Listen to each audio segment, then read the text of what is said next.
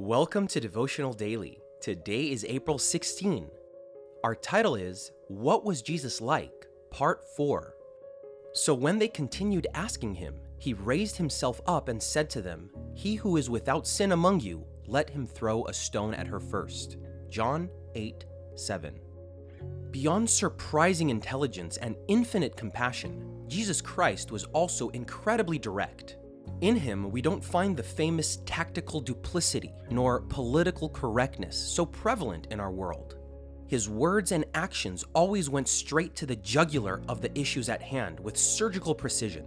In the first evangelistic encounter of his ministry in the Gospel of John, Jesus has in front of him a ruler of the Jews who seeks him with a word of affirmation. We know that you are a teacher come from God. People we know, in general, would feel flattered with such an ego boost. But Jesus, we can almost see him, shakes his head, interrupts the laudatory speech, and answers the unasked question. Nicodemus, you must be born again. A powerful blow to the legalistic theology of the Pharisee who comes under the cover of night. The man scratches his head in wonder.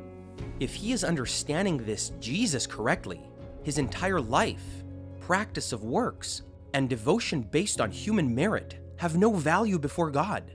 The teacher of Israel is forever imprinted with those solemn words. Jesus never sugar-coated the pill to please or manipulate people. He never lowered the standards to increase results, a practice so common today.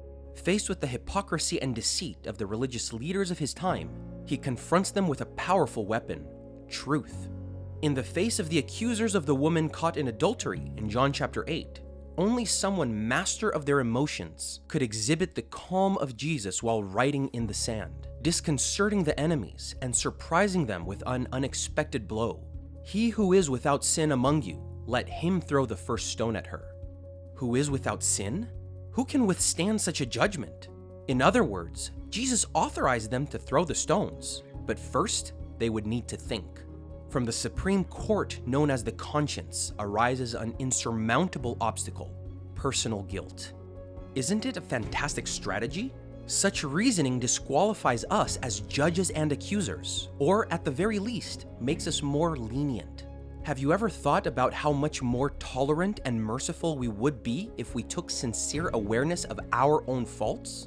The only one who was justified in throwing a stone was the one who defended the woman.